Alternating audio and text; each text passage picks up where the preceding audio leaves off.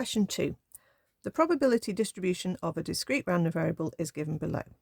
So when we look at that, it possibly doesn't really look the same as probability questions we've seen before.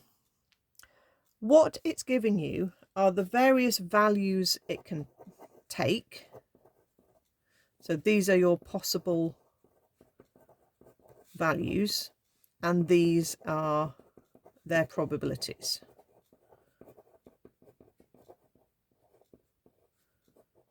Okay, and you can see that they add up to 1.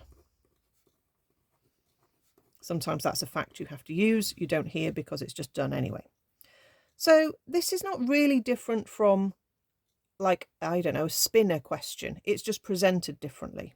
Okay, imagine you're on a game show and you're spinning the arrow on your wheel. You've not got much chance of landing in the section for 2. You've got much more chance of landing in a 3. You've got more chance of landing in a 4 and less in a 5. So you've got this arrow spinner that you're going to spin the wheel, and there you're going to get your various values, but they have different probabilities. Okay, so it's a bit more complicated than, say, a dice, where you have the same probability for each one, but it's basically telling you that sort of information. So the question then says, given that x1 and x2 are 2 independent observations of x. Now that sounds really complicated. It basically means you just have 2 goes. Okay, you spin the spinner twice. That's what it means. Calculate the probability that x1 plus x2 equals 6.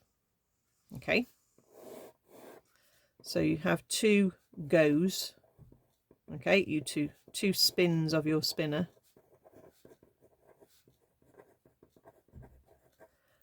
We need x1 plus x2 to be 6. So let's list how that can happen.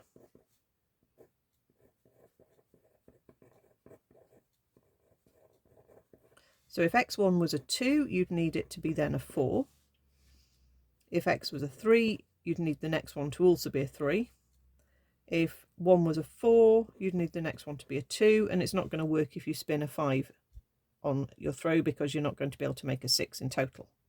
Okay, so you do have to count 2, 4 and 4, 2 twice because it can happen in either order.